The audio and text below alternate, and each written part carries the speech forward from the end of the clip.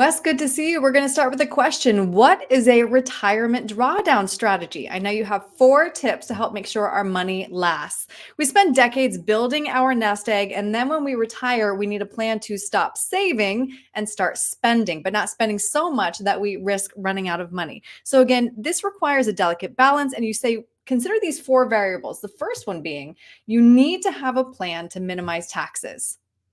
That's right. Taxes is something that we cannot forget about. It's something that we don't always have control over, what the tax rate is, but it's more about structure of our assets. So let's make sure that we have optionality in retirement. So we all have 3 kinds of money. We have taxable money, we have tax deferred money, and we have tax-free money, as you see here. So taxable money is things that you get those pesky 1099s each year on your interest and your dividends and gains and Mhm. so forth. And then you've got tax deferred money. That's usually pre-tax money that goes in and it's taxed at your ordinary income rate when it comes out. And then our favorite bucket being that tax-free bucket, that's after tax money that goes in and it comes out tax-free.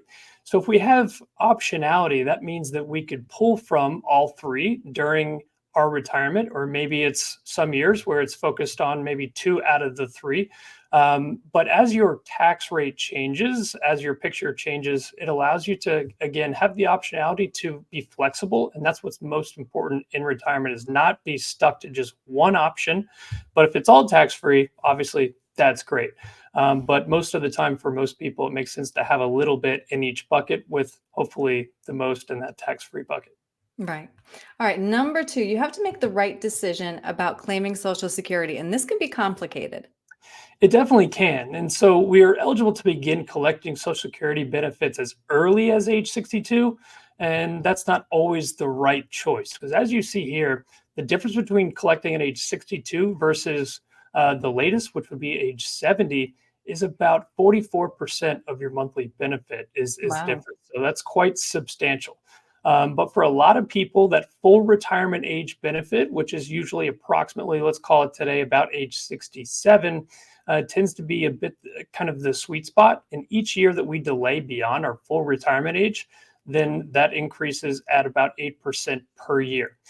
So it's different for everybody, but at the end of the day, what does your plan dictate as far as what is the maximum time to collect? And we have to look at longevity too, Aaron, here, because now males are living, about their mid 80s, let's call it almost age 85. Mm, And females, they tend to live a bit longer, nearly age 87, 88.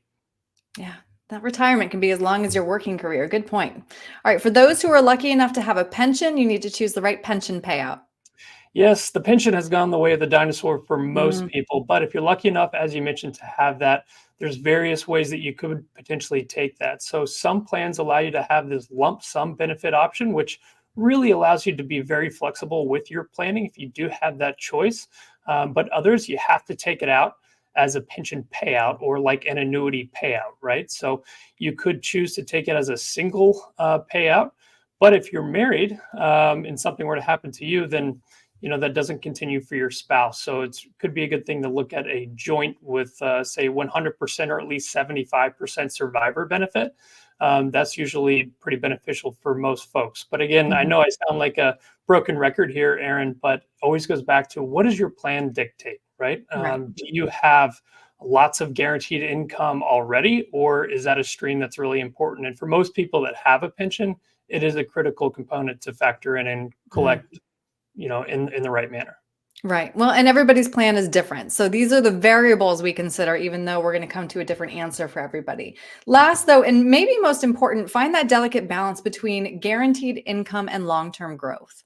Yes, easy to say, but it's really important that we factor this in because, again, our retirement years, as you mentioned, could be 30 or 35 years as long Right. as we actually worked, right? So we have that longevity risk, and we don't want to be too conservative with their money, but we also don't want to be too aggressive with their money. So for a lot of folks, it makes sense to take a portion of what we've saved our entire life and actually insure that, and then have that be a series of equal payments over time that's guaranteed no matter how long you live, whether that's to 85 or 105 if you're lucky enough, right? So we don't want to outlive our money. So for some people, it's an annuity makes sense for a portion, not all, but a portion to help cover kind of your core expenses throughout your retirement years. Mhm. Well, okay. Clearly, proactive planning is key. And again, it's going to be different for everybody what answer they come to find their own unique drawdown strategy. Wes, how can somebody speak with you to find their own strategy? You can give us a call at 919-322-4113 or send us an email to info@patriotwealthnc.com. All right. Wes, thank you. Thank you.